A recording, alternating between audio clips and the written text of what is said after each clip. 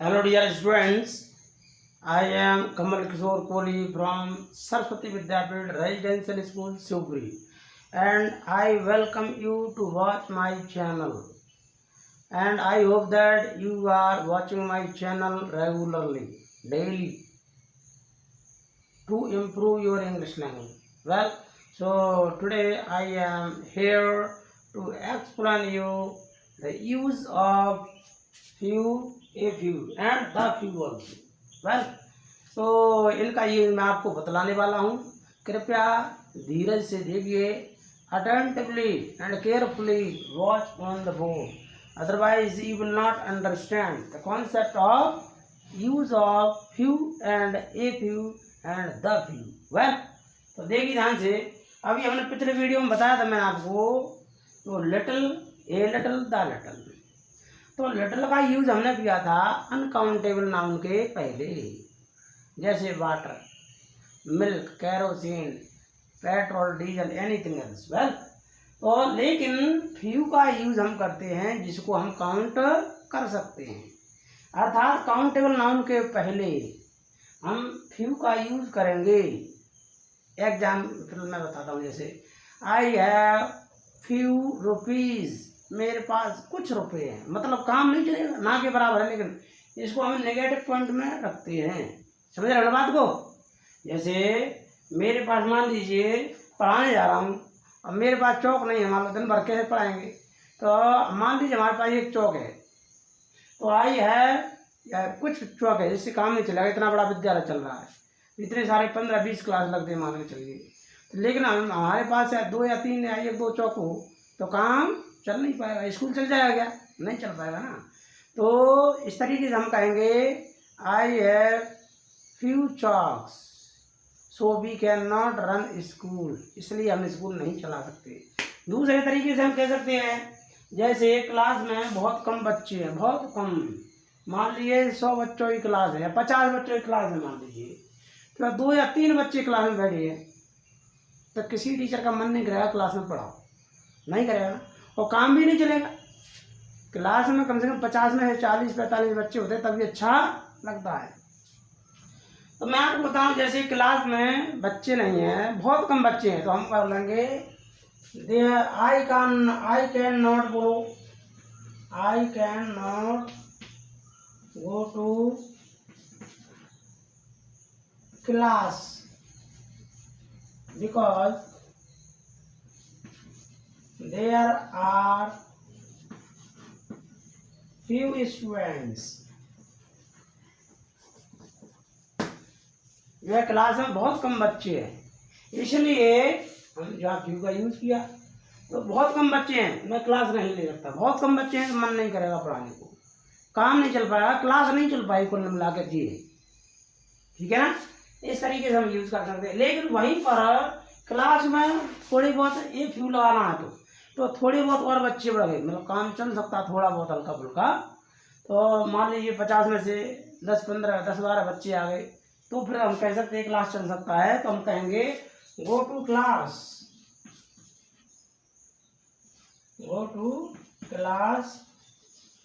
या फिर you can take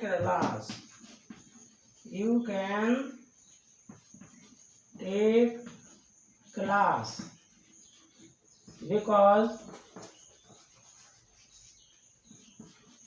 there are a few students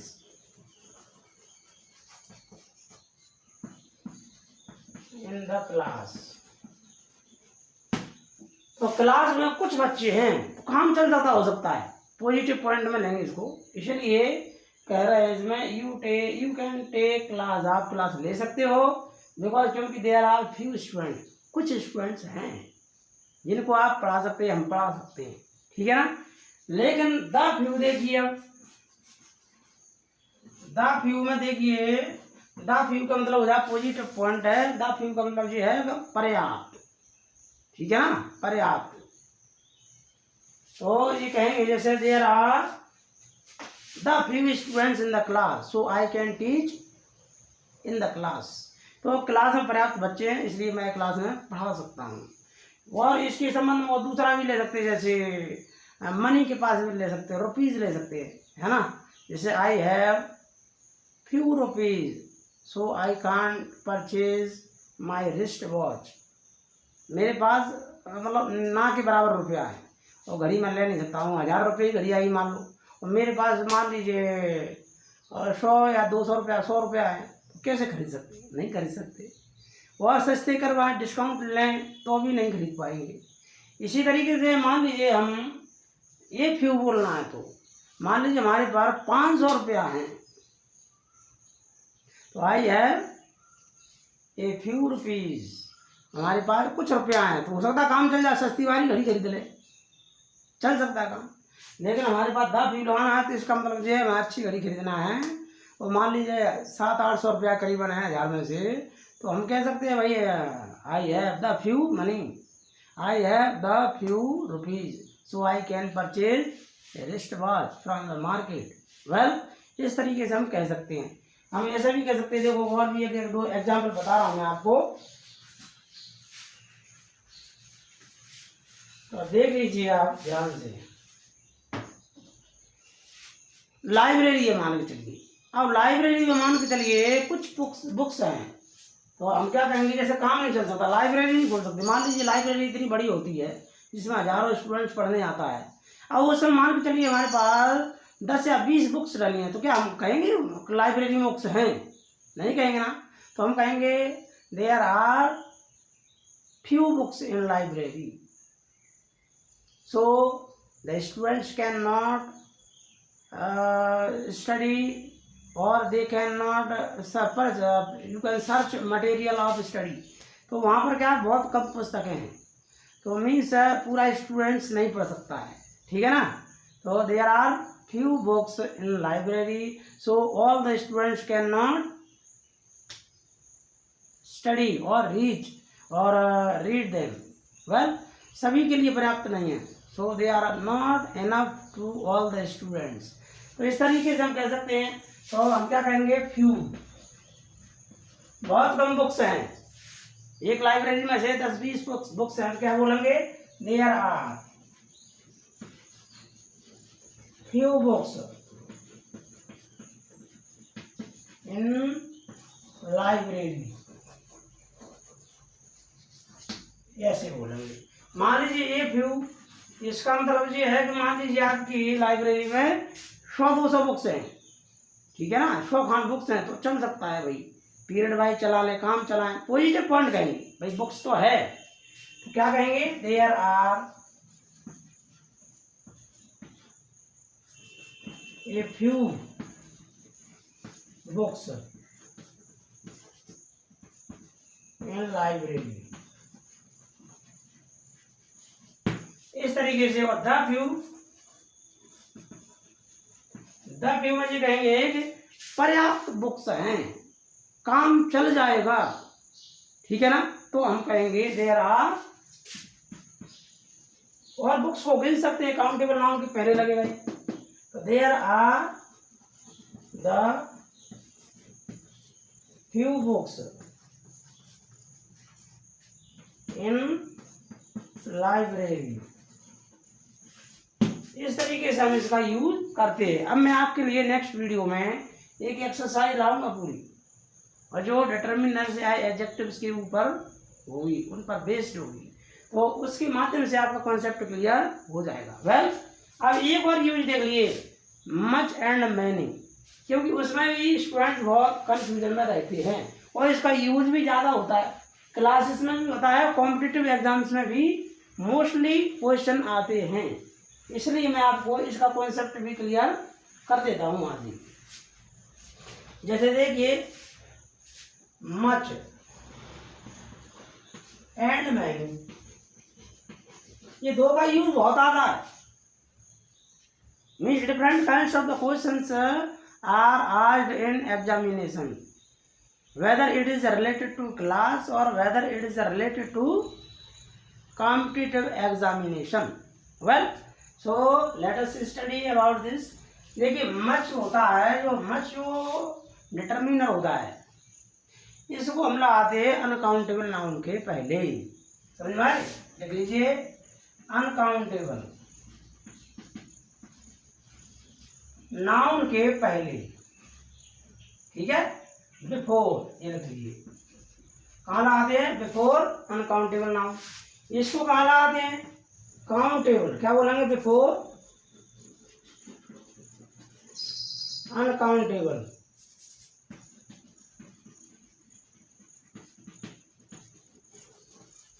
uncountable noun के पहले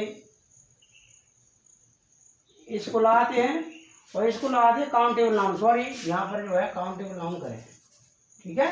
तो ये काउंटेबल नाउन के पहले लगाएं। जैसे मैं एक एग्जांपल दे रहा हूँ, ठीक है ना।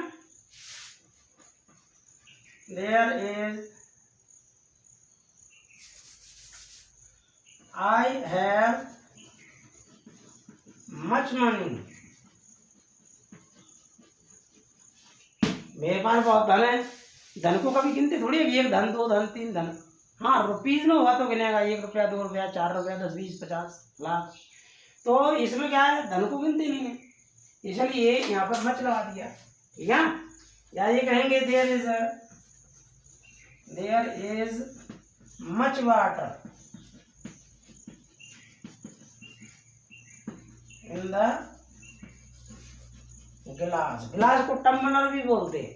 वेल, तो इस तरीके से हम बोल सकते हैं। इसी तरीके से हम देखें इसको, इस बिफोर को देखें काउंटेबल नाउन के पहले लगाएंगे। तो मैं आपको इसका एग्जाम्पल बताता हूँ। देखिए एग्जाम्पल में, नंबर 1, आई हैव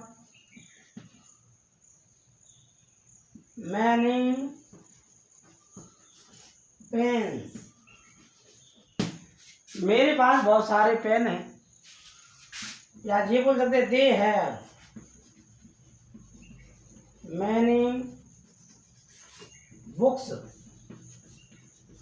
तो ये देखो, इसको हमने यूज किया क्योंकि बुक्स को हम काउंट कर सकते हैं। We can count books and pens also we can count very easily.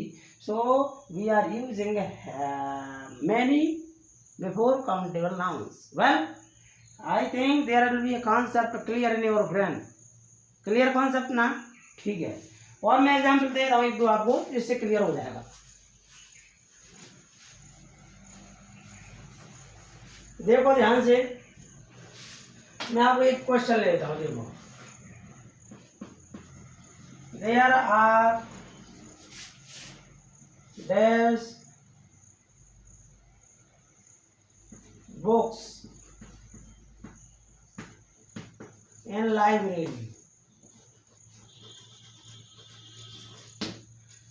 जैसे ये दो में से ऑप्शन आएगा तो क्या यूज कर सकते हैं? तो there are dash books in library. तो क्या हम बुक्स को गिन सकते हैं? काउंटेबल है ना, इसलिए काउंटेबल है, इसलिए इसके पहले क्या लगाएंगे? मैनी, ठीक है ना। एक और देखें,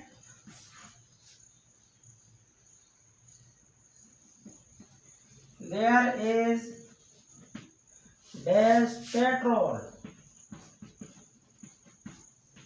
in bike। बाइक में पेट्रोल है, तो क्या लगा? मच पेट्रोल, क्योंकि पेट्रोल को गिन नहीं सकते भाई। 1 पेट्रोल, 2 पेट्रोल, 3 पेट्रोल गिनते हैं क्या? नो ना, इसलिए हम इसमें क्या लगाएंगे? मच। भाई बाइक में तो बहुत पेट्रोल है, मच पेट्रोल, बहुत ज्यादा, ठीक है। तो इस तरीके से हम यूज कर सकते हैं। There are many fruits in the plate. Plate में भाई बहुत सारे फ्रूट्स है, फ्रूट्स गिन सकते हैं ना, इसलिए हमने मैनी का यूज किया। वेल, आई होप कि आपको कॉन्सेप्ट क्लियर हो गया होगा, ठीक है ना। इतना स्लो पढ़ाया मैंने आपको, और बहुत एक्सपेक्ट करके, बहुत एक्सप्लेन करके, और इस तरीके से पढ़ाया सिंपली वे में, so that you can understand the concept of use of much and many and what is the difference between much and many. So there will be a concept clear, or there you will be so confirmed, you can say that. So you will understand if you practice these points. So you will have to form so many sentences and use both the words in your own sentences so that you can store in your brain and permanently for vocabulary. Well, so learn the concept of these words. These are very essential points. So I explained you to learn more and more about English language. Well, so thank you to watch my video, and next video will be so interesting for you, and I hope you will surely watch my next video also, and never forget my video. I request you, because it will increase your knowledge, it will increase your power of knowledge. So watch my channel regularly so that your knowledge will be increased and your knowledge will be expanded.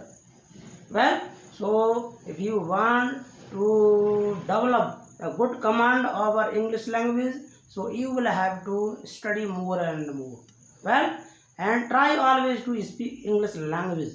So your English will be so improved and so powerful. Thank you to watch my video.